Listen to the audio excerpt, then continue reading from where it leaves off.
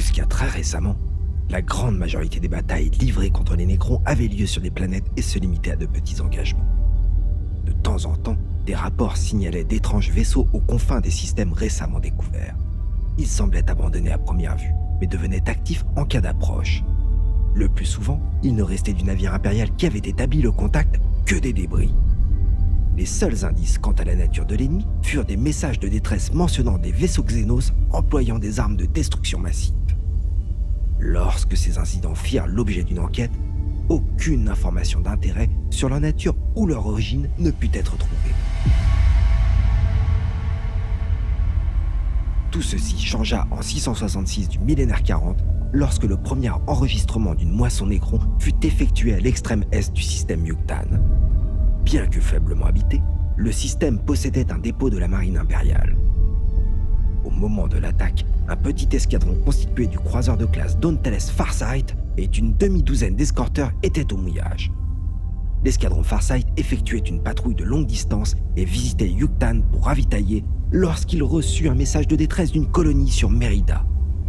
Il se rendit sur zone pour intercepter l'attaquant et fut la première force impériale à engager une flotte Nécron. Un seul vaisseau survécut pour faire son rapport. Les Nécrons ne subirent aucune perte, et avant même qu'une flotte ne puisse être envoyée sur place, ils avaient disparu. Des colons du système, il ne restait aucune trace. Depuis, 27 autres rapports d'accrochage entre les flottes impériales et les Nécrons ont été enregistrés. Il existe aussi des comptes rendus anecdotiques de batailles spatiales opposant des Nécrons à des orques, des Aeldari ou même des flottes du chaos. Tout indique que les Nécrons sont incroyablement anciens et que leur technologie, très particulière, est supérieure à celle des autres races, y compris des Aeldari. Dans chacun de ces engagements, les Nécrons ont été vaincus par des forces nettement supérieures en nombre et l'ont emporté dans tous les cas. Heureusement pour l'Imperium, les flottes sont de taille modeste. Il est préférable de ne pas imaginer ce qui pourrait advenir en cas d'attaque Nécron massive.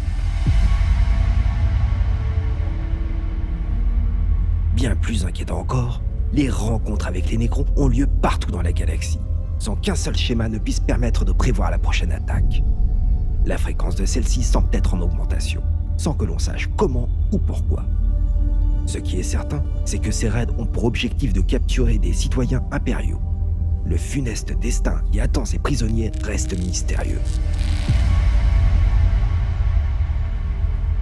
Vaisseau tombe de classe Cairn.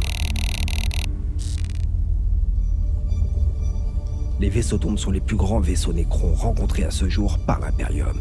Immenses et terriblement bien armés, ils sont parfaitement capables de vaincre n'importe quel cuirassé impérial actuellement en service.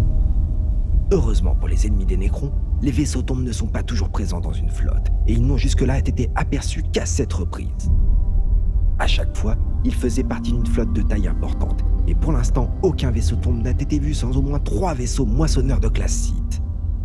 En se basant sur les rapports d'engagement des vaisseaux impériaux, tous les vaisseaux tombes rencontrés semblent conçus sur le même modèle. Qu'ils aient ou non d'autres classes de vaisseaux tombes reste un mystère, bien qu'un rapport de combat entre une flotte orque et des Nécrons mentionne un vaisseau de taille largement supérieure à celle d'un Space Hulk orque. Que cela soit exact ou une simple exagération orque reste à déterminer. Vaisseau moissonneur de classe Sith. Les vaisseaux moissonneurs semblent plus courants que les vaisseaux tombes et ont été présents à chaque rencontre avec une flotte Nécron. Tous semblent appartenir à la même classe. La seule différence est la présence occasionnelle d'une chambre sépulcrale qui ne semble pas fonctionner comme le sépulcre des vaisseaux tombes. Bien qu'ils paraissent plus fragiles que les solides superstructures des vaisseaux impériaux, cette apparence est trompeuse et ils s'avèrent résistants et difficiles à détruire.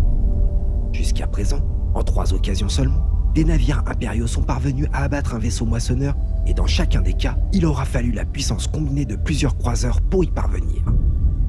Sa résistance, ajoutée à l'armement dévastateur des Nécrons, en fait un vaisseau très dangereux pour la plupart des navires impériaux, à l'exception des plus imposants. Croiseur léger de classe Shrewd. Le croiseur léger de classe Shrewd a été aperçu la première fois en 992 du 41e millénaire durant un affrontement avec la flotte de guerre Pacificus. Dans les 6 mois qui ont suivi, Des engins de même type ont été observés par 3 fois et se sont systématiquement désengagés avant d'être à portée de tir. On pensait que cette classe ou ses équipages étaient en phase de test. Si test il y a eu, ils ont cessé en 998 du 41e millénaire quand 5 Shroods lancèrent une attaque suicide sur les installations martiennes de l'Adeptus Mechanicus. Depuis cet incident, des Shroods ont été identifiés à 6 reprises. Ils semblent jouer le rôle d'éclaireurs et excellent dans cette tâche car aucun des vaisseaux impériaux capables de les rattraper ne pourrait les vaincre. Ils constituent une sérieuse menace pour toutes les installations de la flotte impériale. S'ils ont pu pénétrer les défenses de Mars avec autant de facilité, nulle base ne peut être considérée comme sûre.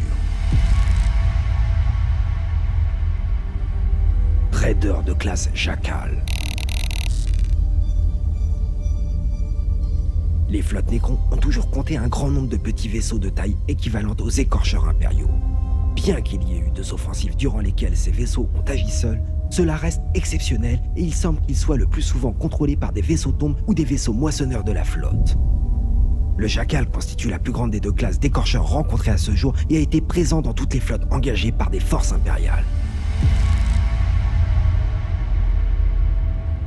Raider de classe Dirge. Le Raider de classe Dirge est le plus petit des vaisseaux écorcheurs Necrons et semble être le plus rare de son type. Mais nul ne sait s'il s'agit d'une règle absolue pour toutes les flottes Necrons ou d'une exception ne valant que pour celles qui ont été rencontrées par l'Imperium. Ces vaisseaux, inconnus à l'époque, semblent être ceux cités dans les rapports d'explorateurs impériaux bien avant l'incident de Yuctan et la première incursion Necron attestée. En 692 du 41e millénaire, une couche impénétrable d'un métal inconnu fut trouvée enfouie à plusieurs centaines de mètres sous la surface d'Angelis. Il s'avéra qu'il s'agissait d'un vaisseau extraterrestre lorsque la structure quitta son tombeau de sable et disparut sans laisser de traces. À la lumière de ces informations récentes, il semble que le vaisseau d'Angelis ait été en fait un raider de classe Dirge.